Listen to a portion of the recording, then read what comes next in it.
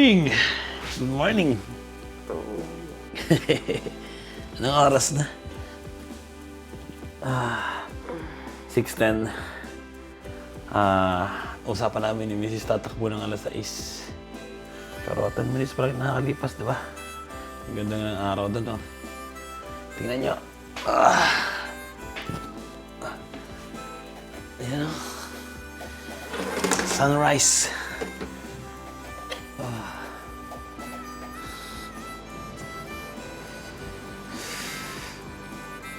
Grabe, ang ganda ng sunrise. Tutok na tutok lang dito sa aming kwarto. Kaya talagang magigising ka pag hindi mo sinarado itong bintana. Tara.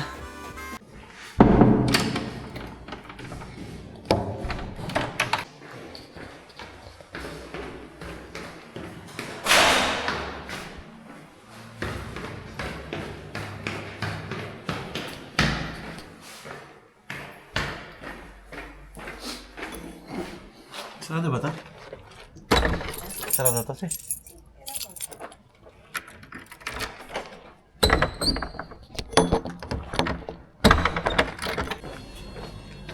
Metal detector, oh. Pumunta kami dito sa dagat. Dalampasigan. May nagme-metal detector. Baka naghahanap ng mga kwintas. Ganda nito, oh. Ganda ng garden niya, oh. Ayun, lights. Wow.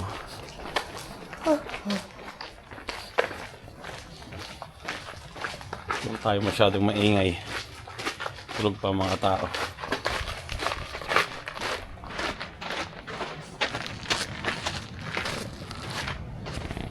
Dito na siguro natulog yung mga yan, no? Sino? Yan, may mga natutulog sa Ganda, oh. Diba? Alasing kagabi, hindi na nahiga.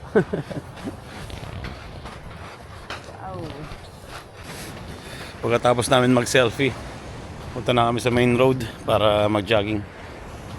Doon yung aming apartment, doon. Na? Si? Sa likod nito. Ha? Sa likod ba yan? Sa likod kong ginagawa. Oh. Nang-hunting kami ng goma. Pantali ng buhok ni Mrs. At naiilang siya pag hindi nakatali. Hindi siya nakapagdala ng pampuyod eh. Dito kami kumain kahapon, oh. Yan, oh, sulit. Sulit yung kain namin kahapon. Hindi kamahalan. Samantala dun sa Milan, kumain kami sa Milan ng tatlong risotto. Apat na. Tatlong risotto. Dalawang risotto, tsaka dalawang pasta. 140 halos yung binayaran namin.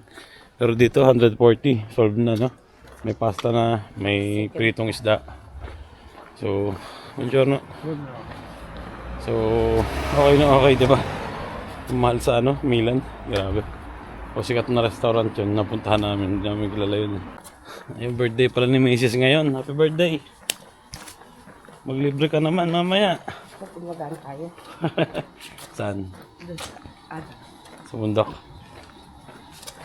Sabi ngayon, daw, cloudy. Pero hindi pa naman, medyo nabubuo na na. Sarap tumakbo dito, no?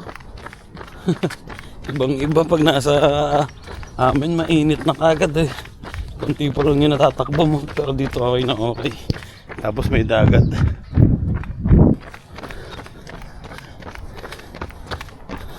Wala pang katao-tao. 6:30 na siguro.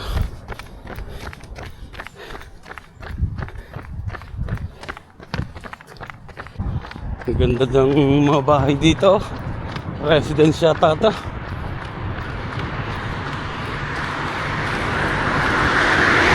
Puting-puti eh.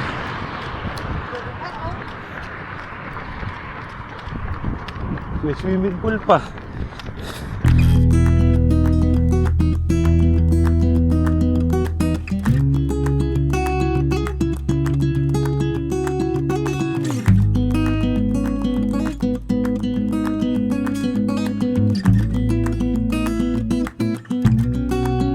Tatakboy namin ni Mrs. to. Hanggang dun.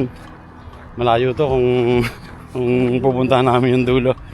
Ang usapan na lang namin, pag 3 kilometers na, balik na kami para at least 6 kilometers na yung umaga na to, di ba? Ang ganda ng parking dito, may bubong. Hindi masisira yung kotse mo sa init. Nagsisimulaan ng mamuo ang ulap. Kaninang umaga akala ko uulan Nakalagay ngayong araw na to 60%. Tapos kung ninong umaga nung nakita ko 10%, alas 10 yata. Pero ngayon parang wala na. Ayan, malapit na kami sa apartment namin. Tapos na rin kaming tumakbo 6 kilometers. Hanap naman kami ng mga kainan ng umagahan dito daw ang gusto ni Mrs. Dito yung may nagko-concert kagabi sa tapat. Doon tayo mag-umagahan. Tayo. Bibili lang tayo kasi dagat pa rin. Dadalhin pala namin sa dagat. Dami pa rin tumatakbo. 22 Prima di salire. Ayan, bumili na kami ng umagahan. A metro ng cost. Kasi 6 kilometer. O yun. 6. Almost 6 kilometers yung tinakbo namin ngayon. Siyempre kain muna tayo.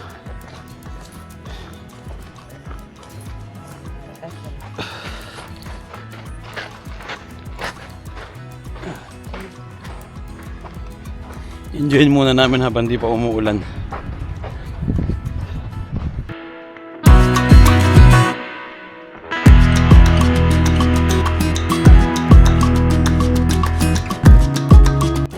Ito yung umagahan ko ngayon. Pizza na may onions. Kay Mrs. Cornetto. Ano laman yan? Ito ganyan. May jam. Ito sa akin, pizza. Hindi kasi ako kumakain ng matamis umaga.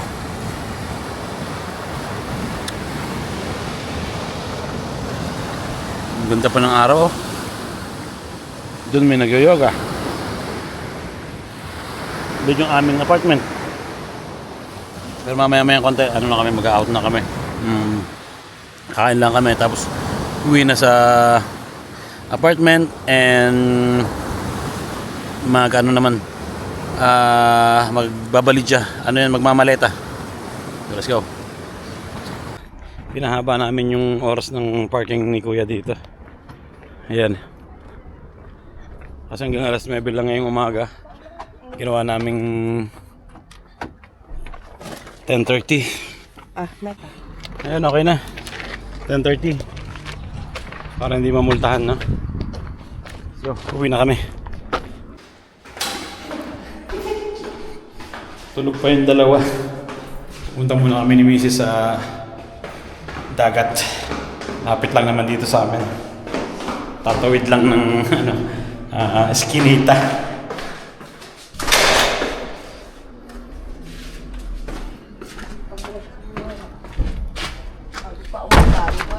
Ang dami ng ulap. Pag ganyan ang panahon, huwag na tayo Sayang. Eh, Doon na lang tayo sa Piazza Libera.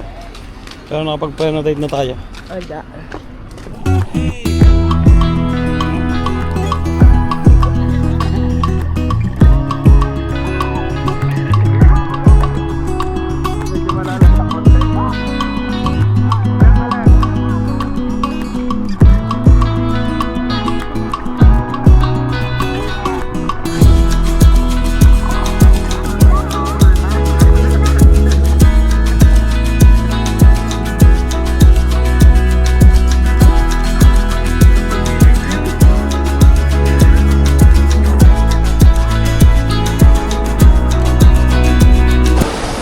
Sarap maligo, grabe. Wala na yung araw. Nagpa-prenodate pa naman kami ng ng payong. Pero hindi pa namin nababayaran. So gagawin namin, hindi na namin kukuhanin siguro. At pag nagtuloy-tuloy ito, pangit na panahon, maaga kaming makaka-uwi. At least pinagbigyan kami kanina itong pagtakbo namin. Maganda pa, tsaka kahapon, magandang panahon. Pero ngayon, yan. Umuulan na dun, Dito kasi pag ang lifeguard naglagay ng plug na red sa kanilang mga pwesto-pwesto, ibig sabihin, delikadong maligo. Malakas ang alon, pag hindi malakas ang alon, may paparating na ulan. Ganun dito.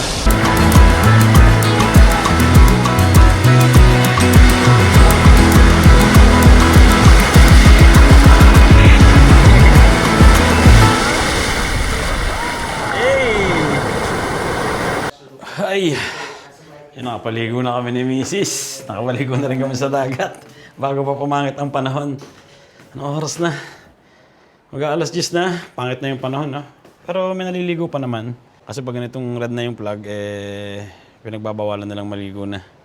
Bukod sa malakas ng alon, delikado, di ba? Baka may mga, ang tawag doon, kidlat. At nag-decide kami na plan B. Plan B kami. Punta kami ng IKEA o IKEA dito sa malapit sa lugar na to. At ayun, nagalagala muna kami doon. Tapos balik na kami sa bahay, di ba? Para maaga kami makarating, maaga kami makauwi, maaga makapagpahinga. And kukuhanin pa rin namin si Posty, yung aso namin.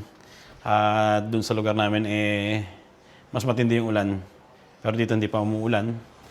Sabi mamaya pa naman alas 2. Pero ang pangit na ng panahon, no? Hindi ka na mag-enjoy pag ganan. Medyo malamig na. Sarado ko na.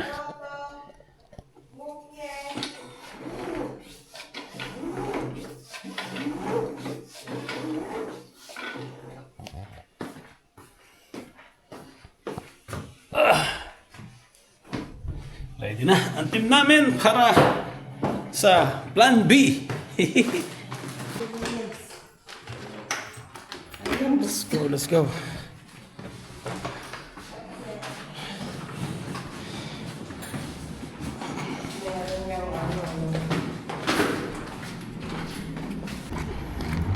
Nandito na kami. Kahapon, punong-puno ito Parking na to. Palibasa may araw kahapon. Pero ngayon, ang daming bakante.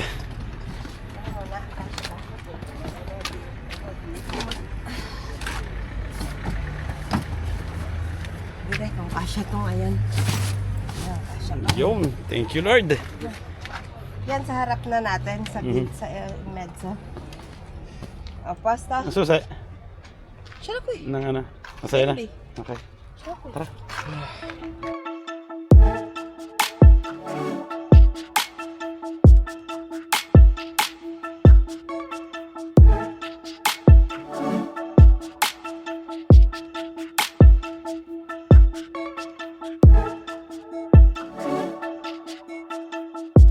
Dinadala na ni Mrs. yung susi ng apartment. Ayun ang hirap dito sa nakuha namin apartment. Bale, babiyahe ka pa na medyo malayo bago mo makuha yung susi.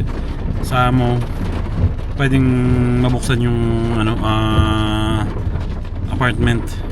Dapat iniiwan na lang nila katulad sa mga Milan, sa malalaking city. Iniiwan nila dun sa malapit sa sa apartment yung locker na may lock. So, mas madali. Nadala na ni Mrs. Pero kahirapan ngayon, ang layo ng pagdadala, no? Sabi nga nung iba, paano kapag walang kotse, kasi yung iba nakabas lang pupunta dito. So, awa, di ba? Lakas ng ulan. Grabe.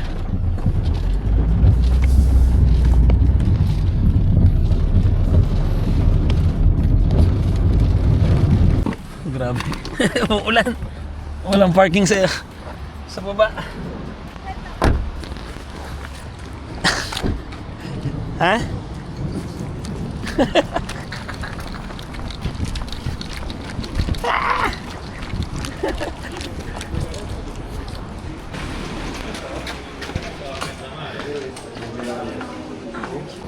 Tuwan-tuwa si Mrs. Sarado pa yata ang kainan.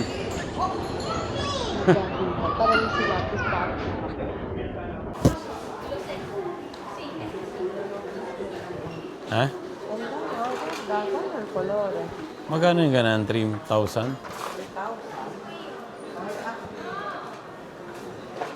Kasama na siguro to lahat, no? 3K. Okay. Induction pa yan, oh. Wow. Ang sarap yan siya. Wala. Ang daming space. Ganda, may ganyan, oh. Ito ang maganda, oh. Mayroon kita mo na yung mga laman. Organize mo na yung mga laman. Hindi na yata uso dito. Ang filter na ng kapa, yung ganito, yung tinatanggal. Pwesto.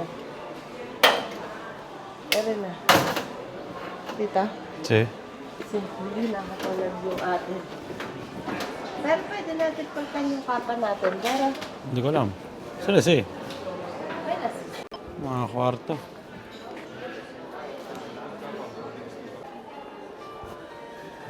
Gato. Tapo. Gato. Regalo kay Postis eh. Magkano yan? 450. 17 na continuatory na to. 450? 495. Ah, 495. Muro naman na. 17 na to. Bili ka? Meron pa sa loob. Bili ka. Bili nga ako. Ayan, lahat to. Ha? Aha. Anong gusto mo? Yung merong... Hindi yung maganda medyo malaki. Yung papi brand na gan.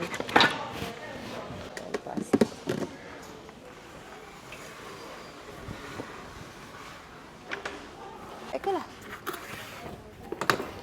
695. Kusta, oh. Hmm. Ilan? Tingin sa Dima. Pwede rin. Uulamin natin ng... Kaching! Kaching! Ayun, nakapamili na kami. Tapos, kakain sana kami. Hindi pala pwedeng bumalik. Iwan muna namin to sa kotse. Ayun, kain na kami.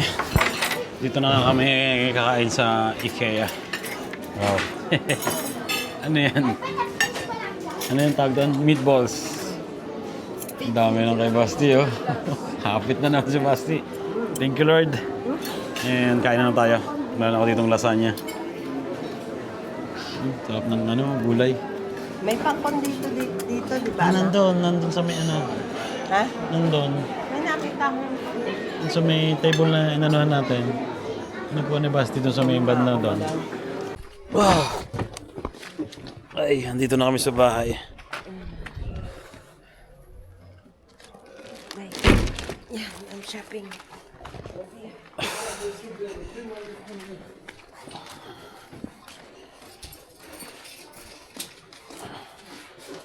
What's the LSU cost? Debitary sold. Ang dami mong pinamili ah. Ha? Ano tayo? IKEA. Namong labor ulit.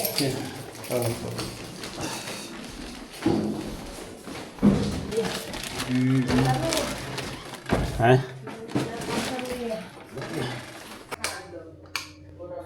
Ah. Grabe. Pagod.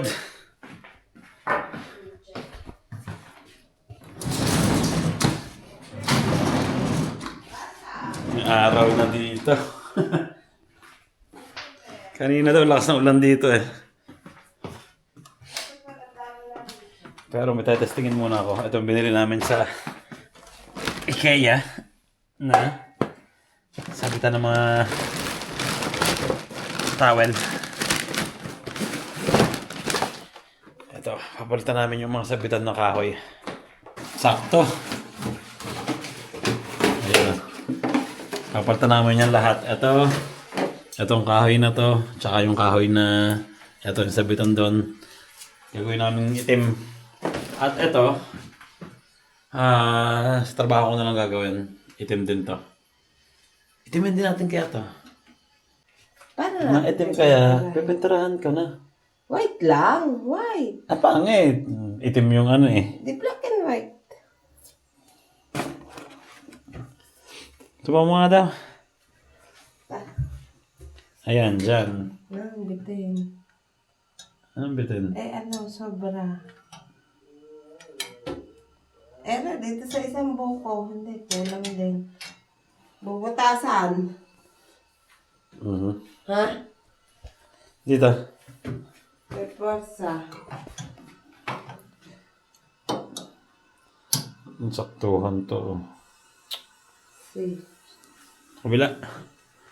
Dito ka siya, sakto. Tatanggalin na yan dalawang yan, nasabitan. Papalitan yan. Bubutasan din. Mm. Ang dami namin pinabili sa IKEA na ano eh. Mga kagi-kagi sa bahay. Ito yung panglagay ng paa sa sapatos. Oh, ano yun? Meatballs. Bumili rin kami. Masarap kasi ang meatballs ng ano, IKEA. Uy, tumutulak. Nabutas yata. Ha? Nabutas yata. Nilagay ko sa rep yung ano. Meatballs. Ito, meron pa dito. Nadalhin ko lahat dun.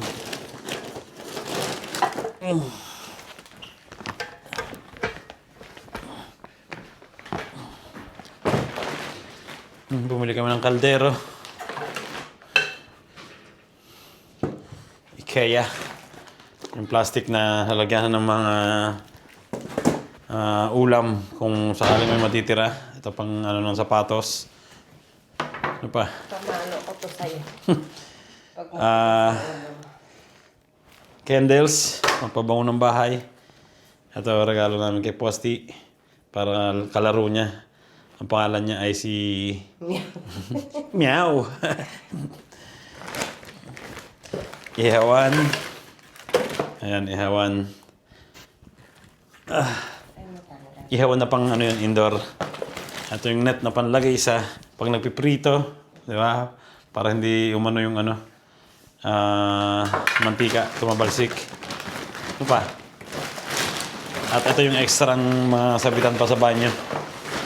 Ayan, dalawa. Ito, dito. Oo. Ito dito, sabitan ng mga punasan ng towel. Ano pa? Hanger. Bumili kami, hanger. Ayan, dalawang tawag doon. Dalawang pack. Ito. Ngayon, tasa. Saan nga ba ito? Lagyan na ng tasa. Saan mo lalagay? Dito sa lalim? Ang sabi ni Mrs. Itestingin ko daw. May meatballs ang kamay ko. Paano to? Yun.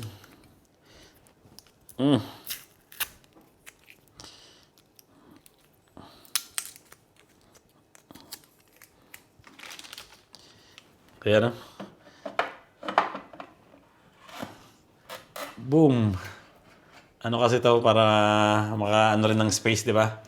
Ayan, nakabit ko na. Siyempre, lalagyan mo yan ng ganan, di ba? Makakasave ng space. Ano pa tang nandito? Wala na. Yan o, di ba?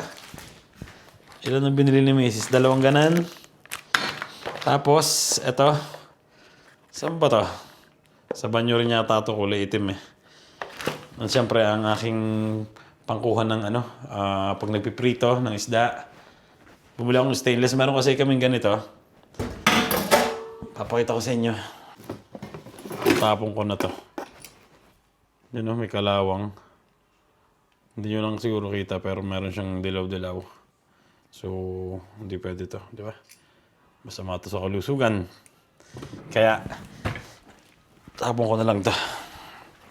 Hindi ko kasi alam kung stainless ba to o para siyang aluminum eh. Tapos bakal yung pinaka ano, ito yung pinaka net.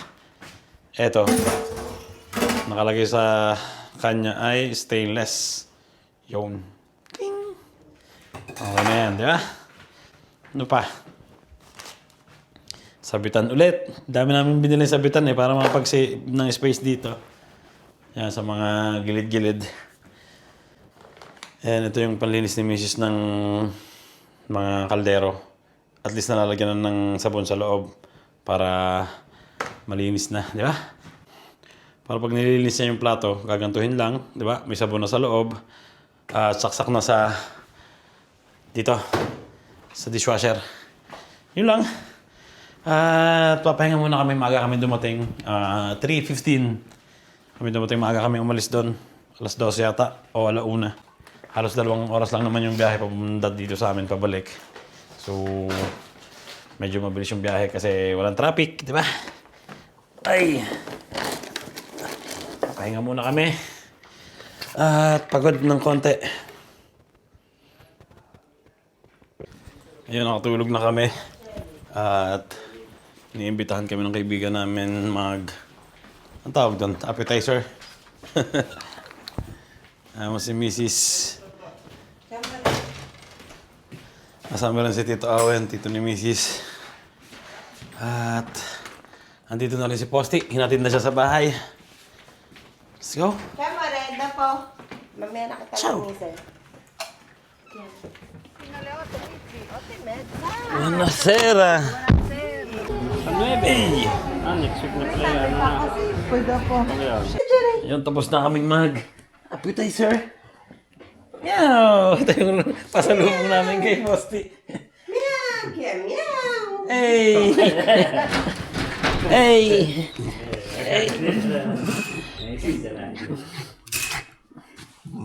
Hey! Ayun, tapos na ang aming 2 araw na masasayang araw, di ba? Bukas balik na ulit sa normal. Trabaho na ulit. Si Mrs. tulog na, maaga siya natulog. Kasi, ayun nga, ngayon hindi kami nagtrabaho sa parlor. So, tatrabahuhin niya yung bukas. And may dumating nga kaming bisita kasi birthday niya ngayon. At ayun, hindi naman masyadong puyat. 11, natulog na siya. Oras ngayon ay 11:42. So, nalinis ko na yung kusina namin. Okay na lahat. Naluto na namin yung pangtanghalian para bukas. So, ako lang yung tao dito bukas. Tanghalian kasi si Mrs. diretso na dun sa parlor namin. Sa trabaho namin. At ayun, dito ko na rin tatapusin yung vlog ko ngayong araw na to. At sana nag-enjoy kayo. Nag-ready na ako ng mga uniform pang-trabaho para bukas. And back to normal, di ba? At yan, salamat naman. Siyempre, unang-una kay Lord na binigyan niya kami ng magandang araw, di ba? Kahit ngayon umulan, pero kaninang umaga, na-enjoy pa rin ni Mrs. yung kanyang birthday. Nakapaligo pa rin kami sa dagat. Ayun yung unang-una naming, siyempre, pag pupunta kayong dagat, ano yun, kumbaga, kauna-unahan yung maiisip yung maligo, di ba? So, nagawa namin yung kanina umaga, nakapag-jogging kami. And, ayun, salamat sa mga bumati pala sa birthday ni Mrs. And, syempre, salamat sa mga anak namin na masaya naming na-celebrate, di ba? Yung birthday ni Mrs. kahapon, sa ngayon. And, ayun, back to normal, di ba? Back to normal, trabaho bukas. And, dito ko natatapusin ang vlog namin ngayong araw na to. Sana nag-enjoy kayo. Ingat palagi kayo. And, God bless sa inyo lahat. Salamat. Ciao.